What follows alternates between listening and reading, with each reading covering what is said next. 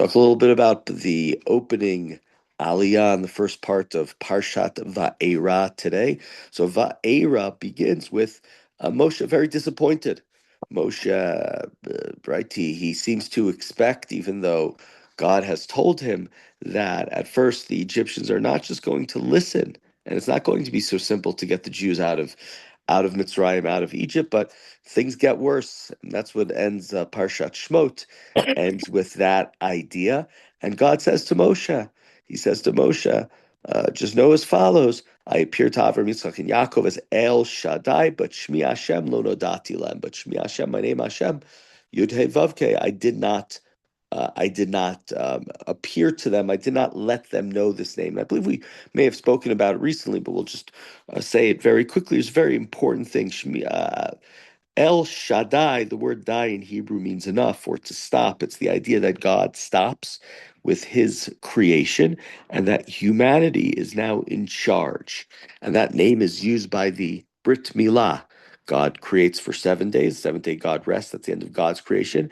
And it's as if eighth day is Avram takes over, Avram representative of humanity. Now we have to fix the world. Tohu vavohu remains, right? The God never finishes, completes the creation. That's the idea of man. That's what the idea of woman. That's what humans are supposed to do. God gives them the Garden of Eden, of Dao Lishomra, to work it, to protect it, to improve it, to bring it to ultimately the Messianic period, the world that is perfected. God could have left the world in a perfect way. So to Avram, Yitzchak, and Yaakov, that's what God did. But there are times where God needs to intervene. And that's what Yetziat Mitzrayim is. When God says to Moshe, Shmi Hashem lo nodati lem. Hashem is Yud Hey Vav Hey, is Haya Hoveh V'yeh, was, is, and will be.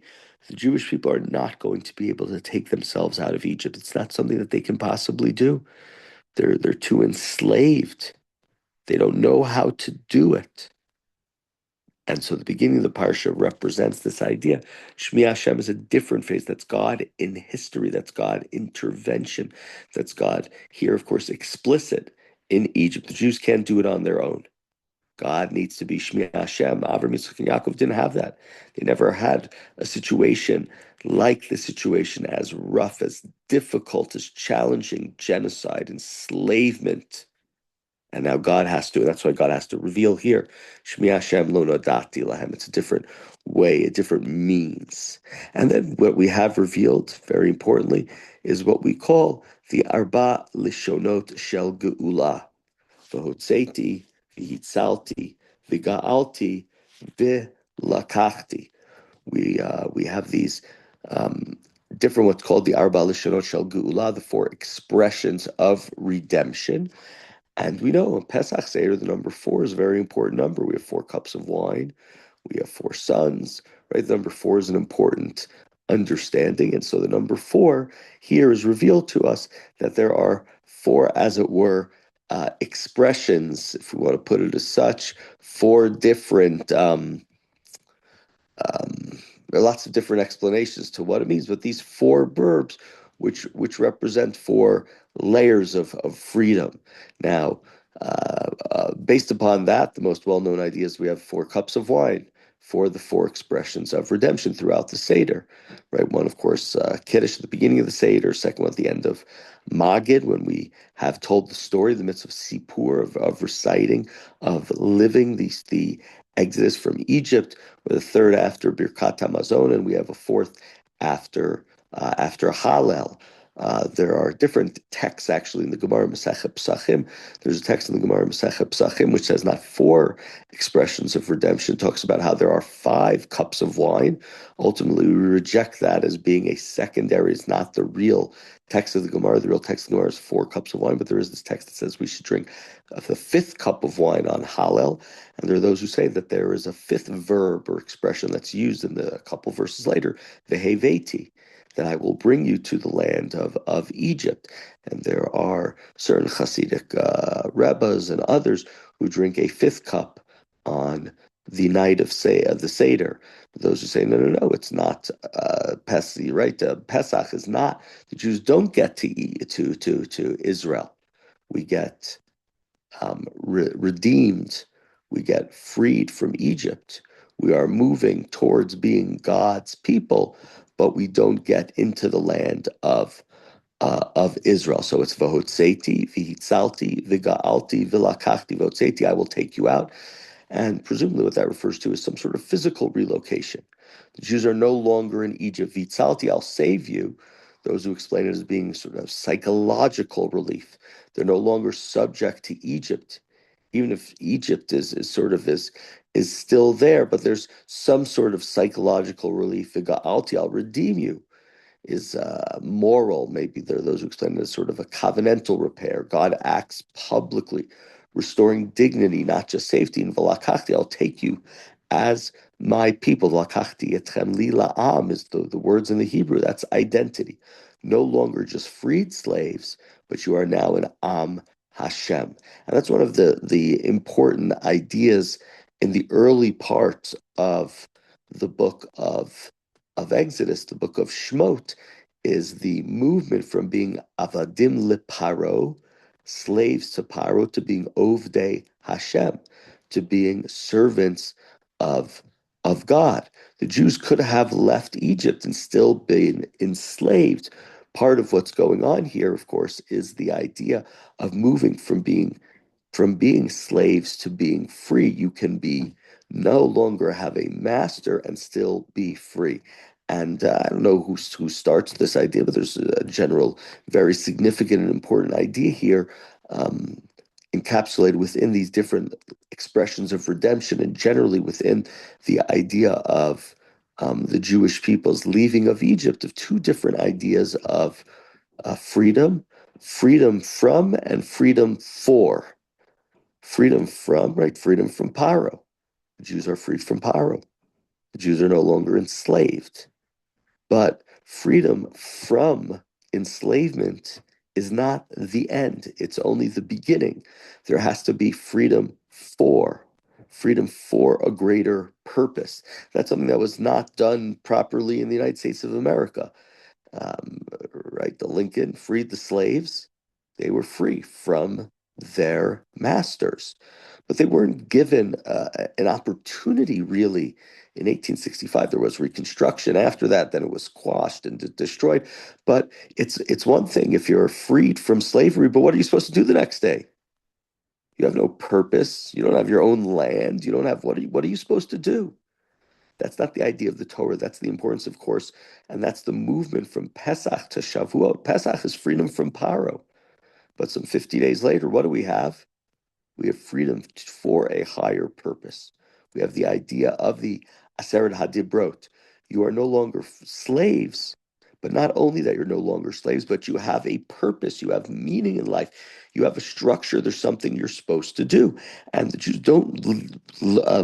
they don't reach Israel in the Torah, but ultimately what the Tanakh is, the goal, the idea of the Tanakh is setting up a a perfected society. That is the movement from Egypt to Israel. And as we talked about last week, so many, did we talk about this last week? I don't remember. Too many planes, too many different time zones. But the Torah, in many ways, so many of the laws in the Torah are laws against what Egyptian civilization and society stood for. So we're moving from Egypt as a corrupt society and what they stood for, their treatment of foreigners as the most obvious one, towards a society that's going to say, Lo tonu et hager, you have to treat the slave, ahaftem et hager, you have to treat the slave with love, not the slave, but the foreigner.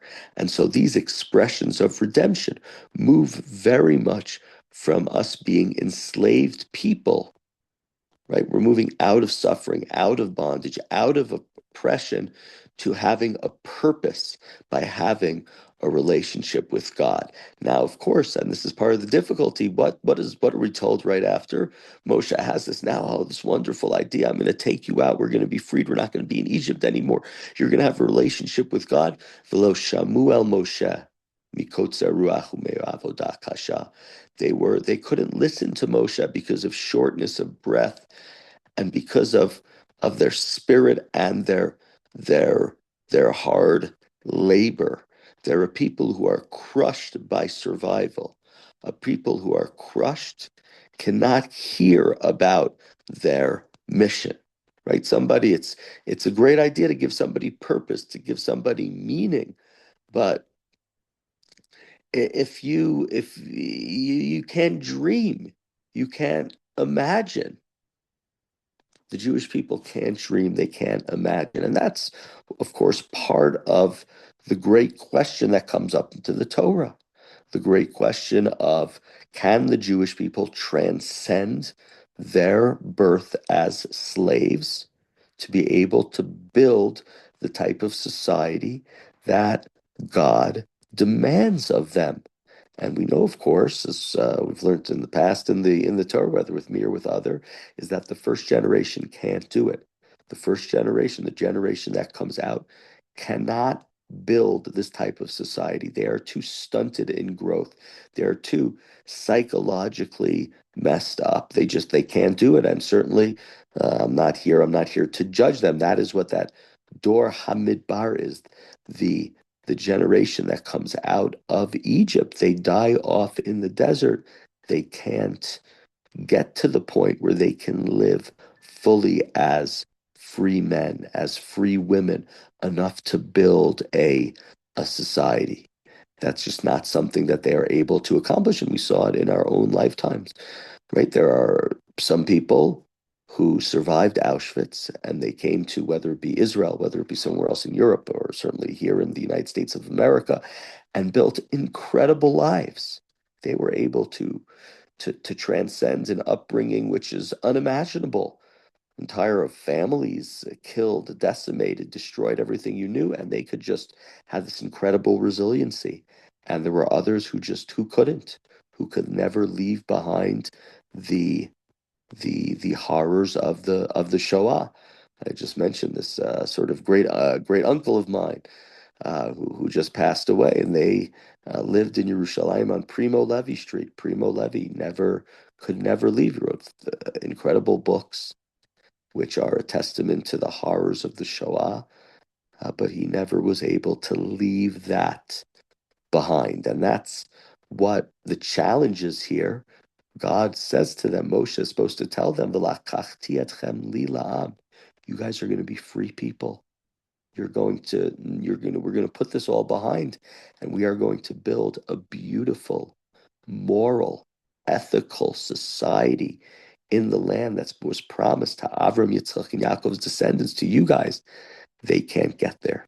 That's not something that can happen in day one. These people, unfortunately, have seen too much difficulty to get there. And that's the story that is going to come up, and we're going to repeat, and we're going to look at throughout the next books of the Torah. Okay, I'm trying to here, come on. Zoom. My Zoom is almost as tired as I am, so can't get off. Any thoughts or questions while I try to Talk to get us this? about the cup of Elijah. Shmuel is asking